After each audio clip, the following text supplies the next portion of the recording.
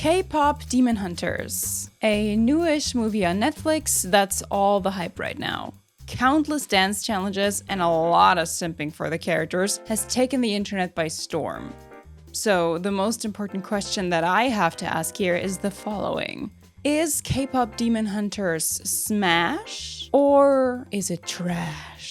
Yes, my friends, that is the question that we're going to answer today. So welcome to this Neff Reviews short, and let's see what we think about this new animated movie. Now, the movie starts pretty straightforward with right away explaining the lore to us. There are humans and demons. The demons live in a different realm, and they eat souls to feed them to Gyma, their master, to help him grow. To ensure the world's safety, there are also hunters, or huntresses, who fight against these demons with their music. What then happens, because of course this is the only logical conclusion to come to, is that each generation, these hunters form a girl group to enforce something called the Hunman, in order to keep the humans safe from the demons. And the three main girls that this film centers around are this generation's hunters. They are part of a K-pop girl band with the very subtle name of Huntrix. You know, keeping a low profile might look a little different.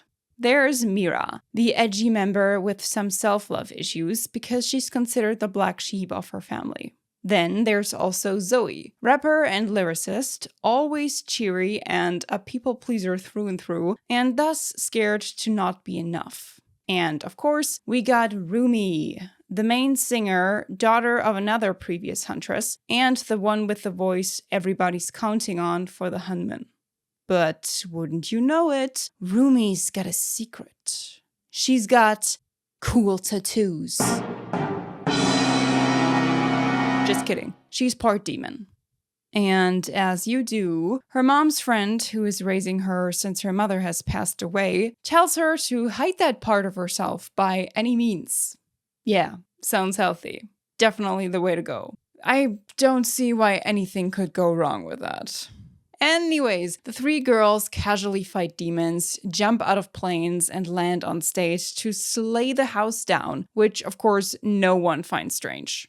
Why would you? You know, three girls jumping out of a plane, landing on stage, and just performing, totally normal.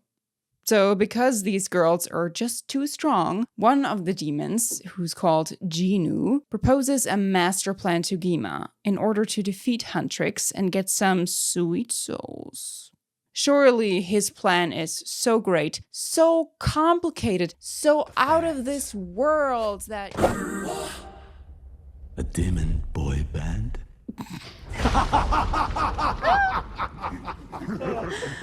Oh my god.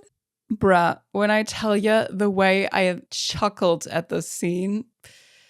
But anyways, then, you know, they do this.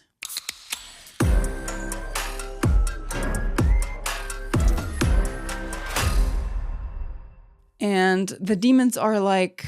Oh yeah, totally gonna work, totally 100%. After getting the approval of Gyma to set the whole thing in motion, the boys start implementing their plan, and they got people going crazy over them. Huntrix, of course, vow to take them down, but Rumi's got issues with her voice. Also, Jinu finds out Rumi's secret, and they start to romance each other. Are you trying to romance me? Yeah. Well, it's working.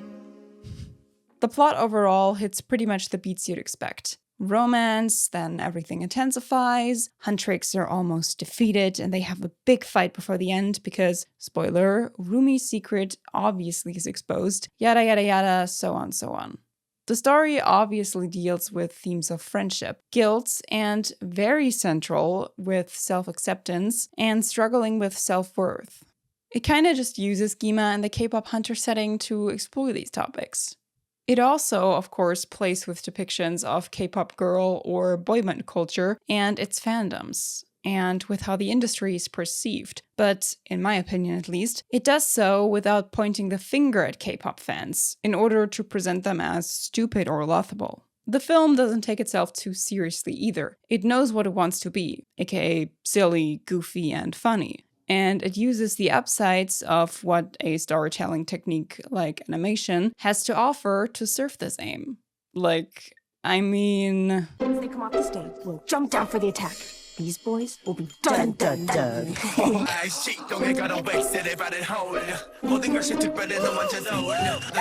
Need I say more? At the same time, it takes itself seriously enough to convey its messages and heavier moments. And although I don't view all plot beats as perfectly executed, the moment where Mira and Zoe discover Rumi's secret, for instance, could have been done a little better in my opinion. Still, the movie does pull off its core emotional moments pretty well. Like this one. So I did my best to accept you and help you. Accept me? You told me to cover up, to hide. Yes, until we can fix everything. And we still can. We can cover those up and put everything right again. No, no more hiding. No more lies. Rumi, we can still fix this. Don't you get it? This is what I am. Look at me. Why can't you look at me? Why couldn't you love me? I do. All of me! Give me a minute. Anyways, something else people are eating up about this movie is the romance between Gino and Rumi. It's your typical enemies-lovers dynamic and soft boy. A little cliche, but sweet nonetheless. And I would lie if I pretended I wasn't loving their witty banter. This is my kind of jam, okay? Let me enjoy my romance. They're actually really, really cute. Speaking of jam, K-pop Demon Hunters, of course, has to do right by its title and include K-pop songs and performances. They do this pretty well, actually, with Soda Pop and How It's Done feeling like typical K-pop songs in the GOT7 and Blackpink caliber. Also, Golden and Your Idol are stuck on repeat in my brain. I'm far from the only one here, by the way, since according to the BBC, the song Your Idol has reached number 2 on Spotify in the US. Golden is high up in the charts as well, both pretty impressive achievements. When it comes to the timing of the release, Netflix did pretty well with that too. You know, the film is stepping into a mainstream interest that was made possible by Hallyu, the global popularity of South Korean culture. Artists like Jennie or Rosé from Blackpink, for example, have by now collaborated with other artists from the US like Bruno Mars. Collaborations in general between K-pop artists and other artists from all over the world are pretty common by now. The mainstream interest is also especially aflame once again at the moment, now that the well-beloved K-pop group BTS has announced their comeback with a new album and tour. So kudos to the Netflix release schedule. Someone knows what they're doing. By the way, if you're interested in the Korean wave in general, I did a podcast episode on this topic on my German podcast Neffviews. So if any German speaker out there is curious, you can go check that one out. Overall, I would say that K-pop Demon Hunters is a pretty solid Netflix movie with great voice acting and dope animation. It's definitely got its cringy moments, and I won't lie, it is cheesy, but hey, it's somewhat of a family movie, so that's not all too surprising. It's also definitely better than other entries that Netflix has released. Yeah, I'm looking at you, Emily in Paris. So, back to the most important question at hand. Is K-pop Demon Hunters smash or trash?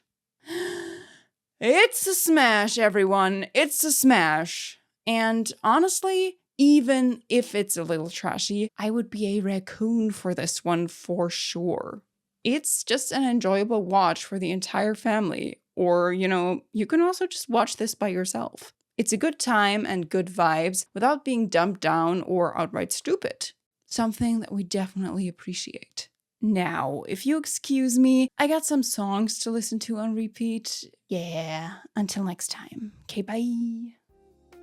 Honestly, I think it's pretty great that K-pop Demon Hunters is getting such a hype right now. Not only because the animation is actually really enjoyable to watch, but also because it's just such a fun movie. Like I said, of course, it's got its cheesy moments, and sometimes you're in front of the screen and you're like, oh my gosh, did they actually just say that? Are they doing that? Come on. This is kind of cringy, but Overall, it's really a solid movie. The performances that the actors, number one, are giving, and number two, that the animation artists are bringing to the table is just really impressive.